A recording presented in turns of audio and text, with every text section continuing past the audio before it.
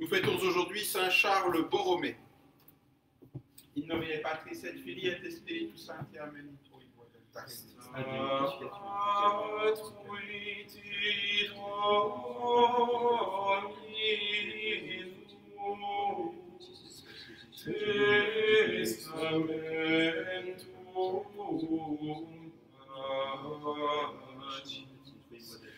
Et principem felicite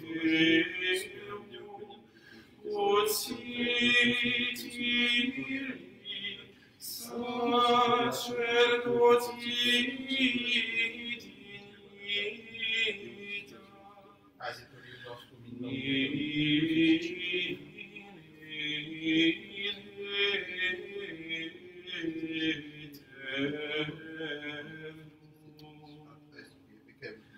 Memento Domine David, et omnis mansuetudinis ei.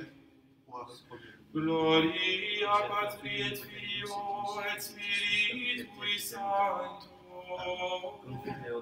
sicut erat in principio, et nunc et semper, et in saecula saeculorum. Stat puite Dominus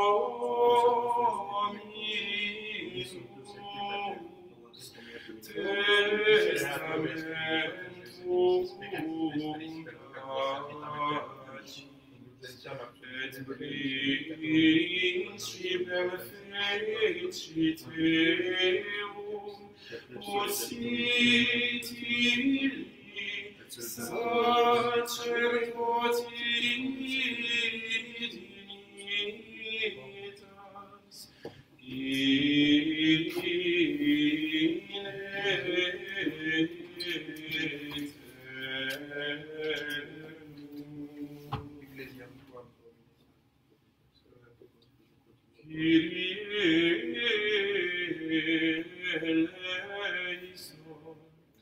Kyrie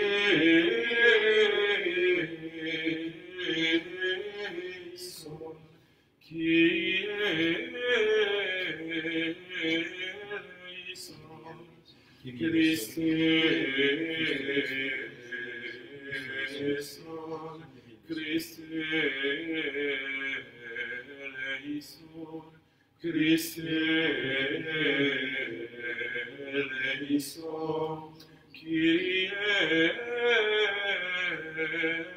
eleison, Kyrie eleison,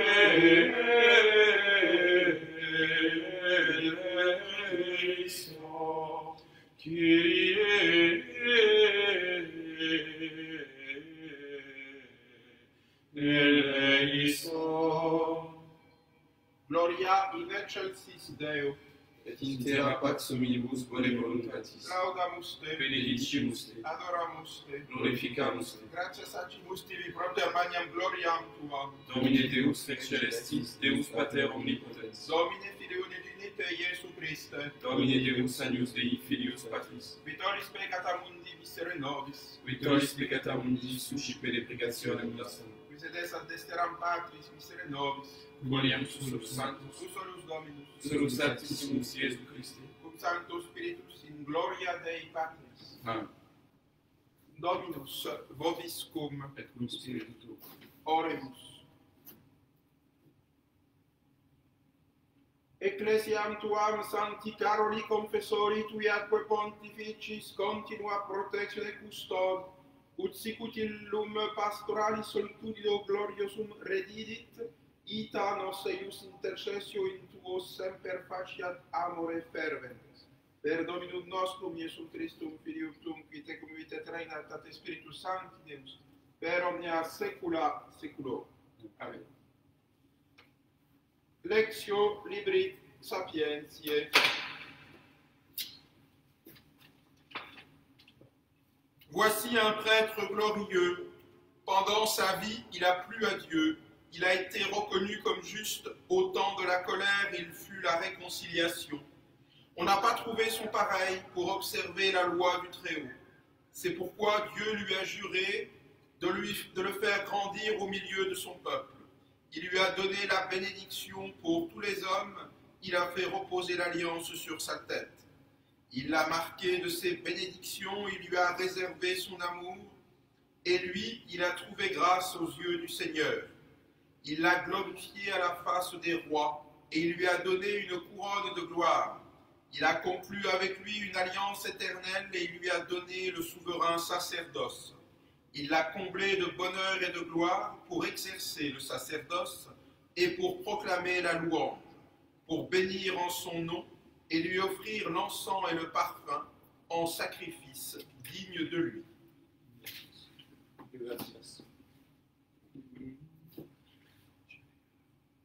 Ecce sacerdos magnus qui in diebus suis platuit Deum, non est inventus similis illi, qui conservaret legem excelsi. Alleluia, alleluia,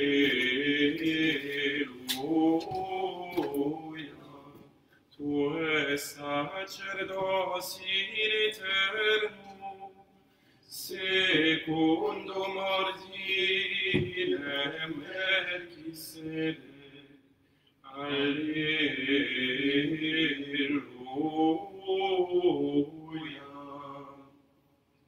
Dominus vobiscum, Cum spiritu tuo. sequentia Sancti Evangelii secundum Matthew.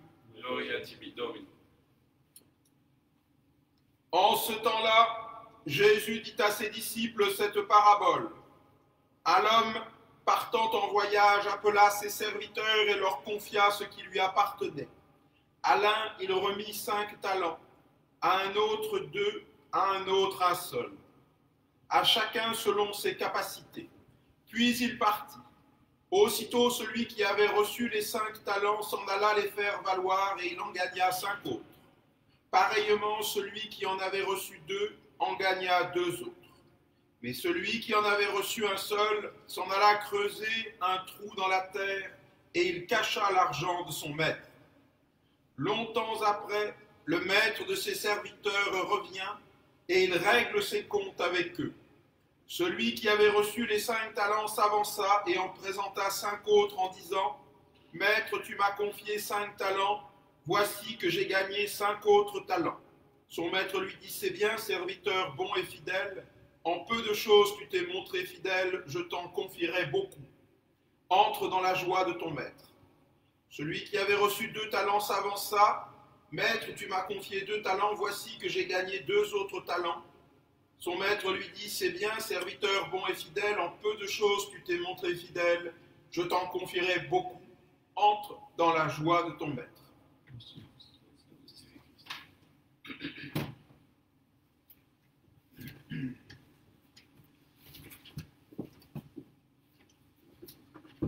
Au nom du Père et du Fils et du Saint-Esprit, alors que nous fêtons Saint Charles Borromée,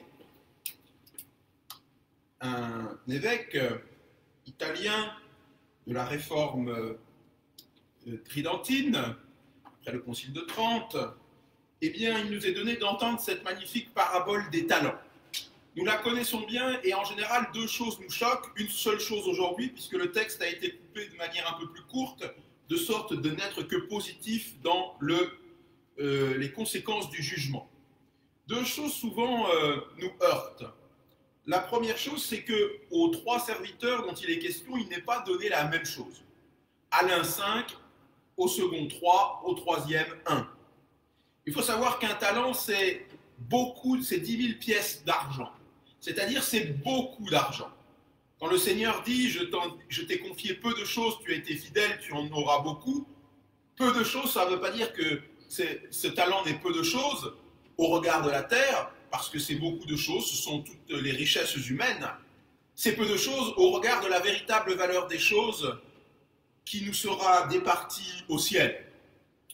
Voilà que le Seigneur attend de nous que nous soyons fidèles dans ce peu de choses, c'est-à-dire dans les choses de la terre, qui ont leur valeur naturelle, mais aux yeux de l'éternité valent pas grand-chose. Alors nous pouvons être choqués que les serviteurs aient chacun reçu quelque chose de différent. Mais en fait, le Seigneur donne à chacun selon ses capacités. Il ne fait pas peser un fardeau trop lourd sur qui ne pourrait le porter. Une grande charge, alourdit celui qui la porte, et le Seigneur sait le cœur de ses fidèles et va leur confier selon leur talent. Il y a un jeu de mots d'ailleurs, le talent étant également une pièce d'argent, et peut-être aussi les talents d'ordre intérieur, intellectuels et spirituels, qui sont ceux des fidèles. Chacun va recevoir ce qu'il est capable de porter. Le Seigneur ne s'est d'ailleurs pas trompé, puisque le premier, aussitôt, s'en va pour faire fructifier cet argent, le faire travailler. Le deuxième le fait aussi, mais il n'est pas dit aussitôt. Il n'était donc sûrement pas aussi digne d'en recevoir autant que le premier. Et le troisième, malheureusement, ne fait rien de cet argent. Il ne va pas travailler, c'est-à-dire qu'il va laisser pourrir le bien du Seigneur. Le bien du Seigneur, visiblement, nous est donné en ce monde, et cette vie prend toute sa valeur avec cette parabole pour que nous le travaillions. Que nous travaillions les biens que nous recevons, que nous travaillions les biens spirituels, intellectuels qui sont les nôtres en vue du retour du Maître. Et oui, cette vie n'a pas sa fin autrement que dans sa finalité éternelle, c'est-à-dire qu'elle nous est donnée pour parvenir à la vie éternelle, pour entrer en fait dès maintenant dans la vie éternelle et donc en jouir éternellement. Voilà l'extrême valeur de cette vie. Elle nous est donnée d'abord d'une manière naturelle pour que nous puissions construire, faire des choses, des projets, établir toutes sortes d'aventures humaines magnifiques, mais pas seulement. Ces aventures magnifiques, ces biens spirituels, humains, matériels qui nous sont donnés en vue de cet établissement éternel. Voilà ce que le prêtre doit savoir plus que tout autre, puisqu'il quitte les biens de ce monde pour ne servir que les biens éternels. Voilà pourquoi ce texte est ici présent, et voilà pourquoi d'ailleurs la fin du texte est enlevée. Vous le savez, celui qui n'a reçu qu'un seul talent, qui ne l'a pas fait fructifier, le Seigneur va lui retirer et le donner à celui qui en a 10. Et d'ailleurs, on le lui fera remarquer, mais c'est que le Seigneur sait qu'il est en mesure de pouvoir les garder. Voilà donc toute notre vie. D'une part, travailler ce monde, travailler nos talents, il serait d'une fausse humilité chrétienne de ne pas mettre en œuvre les biens que nous avons. Si vous avez des richesses matérielles, il faut vous en servir, il faut en faire quelque chose de bon. Vous ne pouvez pas vous contenter, si vous les aviez d'aventure héritées, vous ne pourriez pas les contenter de les laisser. D'ailleurs, si vous recevez un domaine dans votre héritage, eh bien vous le savez, si vous ne n'y touchez pas, si vous ne faites rien, eh bien il pourrit, il tombe en ruine. Eh bien, c'est donc un péché de ne pas s'en occuper. Il en va ainsi de tous les biens de ce monde, jusqu'à l'argent ici comme au talent. Mais il en va aussi de tous les biens que nous avons reçus. Il n'est pas question, par fausse humilité, fausse conception de l'humilité, de ne pas mettre en œuvre les dons qui sont les nôtres. Il serait dommage que nous gâchions le moyen que nous avons de parvenir à la vie éternelle, c'est-à-dire de réaliser pleinement le bien qui est en nous. Voilà ce qui nous est appris par cette parabole. Et en contemplant la vie de saint Charles Borromée, qui a connu des temps d'épidémie, des temps de la peste à Milan, et qui a immédiatement mis en œuvre tout moyen de sorte de stopper l'épidémie dans son diocèse, eh bien, nous pouvons aussi nous tourner vers cette vie sacerdotale toute donnée aux autres, cette vie qui doit être tournée vers les choses éternelles. Alors, bien sûr, quand on est prêtre, on a aussi une vie naturelle, car on ne vit pas déjà comme des anges, on vit comme tout un chacun des choses de ce monde qui nous sont pourvues par la charité du peuple de Dieu que nous servons. Eh bien, il faut prier pour que les prêtres se désoccupent des choses de la terre pour ne s'occuper que du salut des âmes, c'est-à-dire ce que je suis en train de faire, de vous montrer qu'à travers votre vie, vos occupations de la terre, vous préparez la vie éternelle. Cela sert à cela un prêtre et finalement pas à rien d'autre qu'à montrer la voie du ciel. Ainsi soit-il.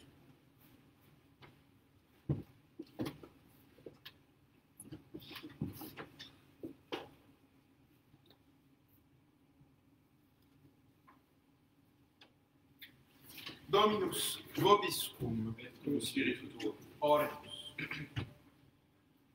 Il veni David servum eum oleo sanctum unctiei, manus enim mea auxilium abiturei, et brachium meum conforta viteum.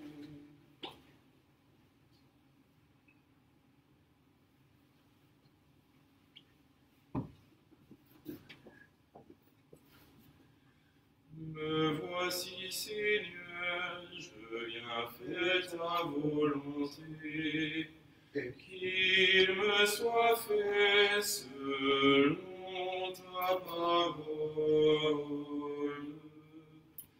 Me voici, Seigneur, je viens faire ta volonté, qu'il me soit fait selon ta parole. Et je te rends grâce de ton amour. Tu as entendu le cri de ma prière. Je te chante en présence des anges. Me voici, Seigneur, je viens faire ta volonté, qu'il me soit fait selon ta parole.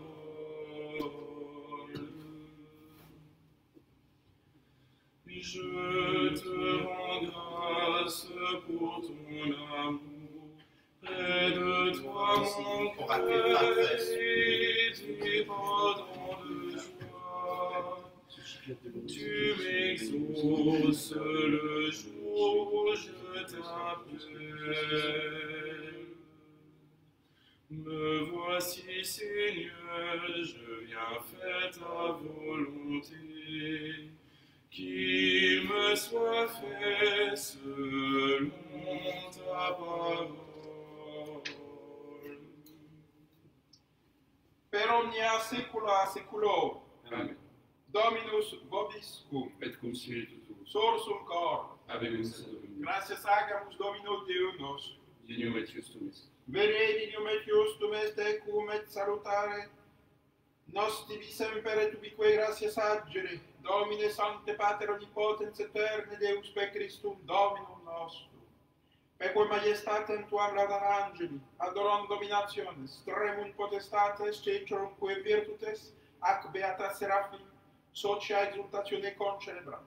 Cum quibus et nostras voces ut admiti iubeas deprecamus, supplici confessione dicentes.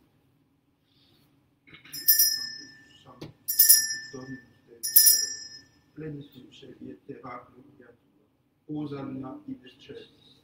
benedictus qui venit in nomine Domini, Hosanna in excelsis. Vedi.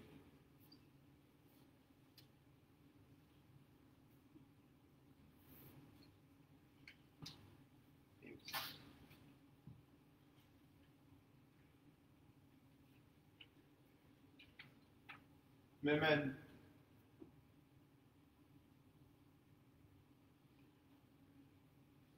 Tolgus.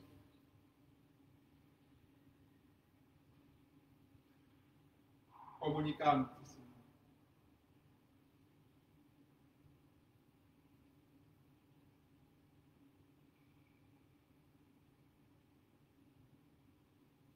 Sancti.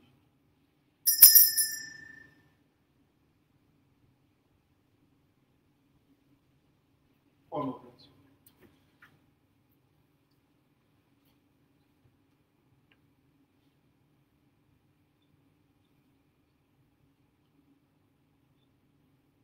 Che pedire.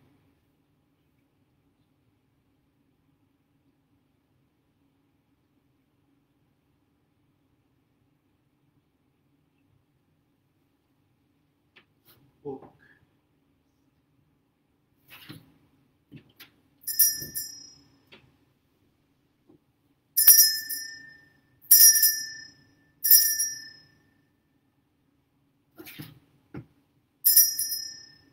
Semine modus.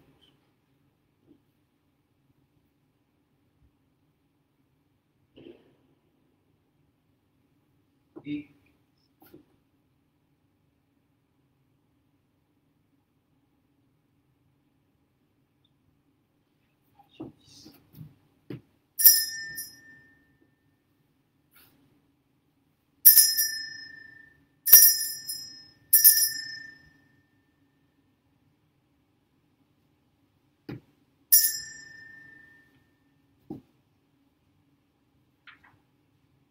unde O salutaris hostia, qui celi pandis hostium,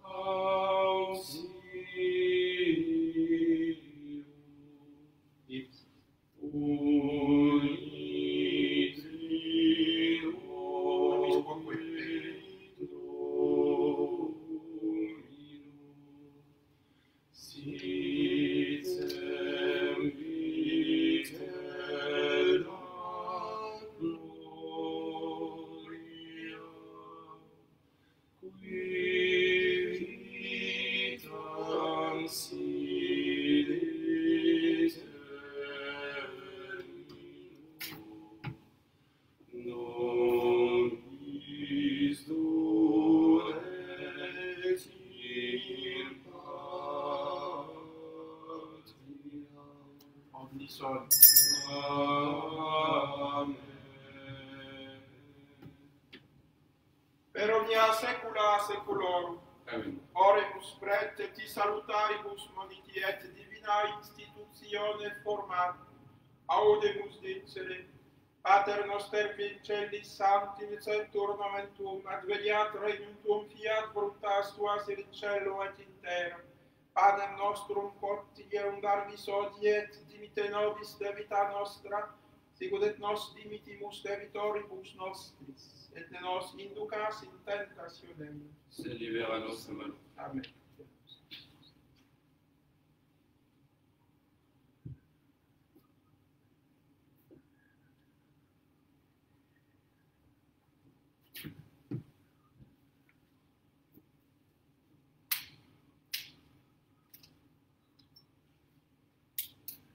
Per omnia saecula saeculorum. Amen. Pax Domini sit semper vobiscum. Et cum spiritu tuo. Agnus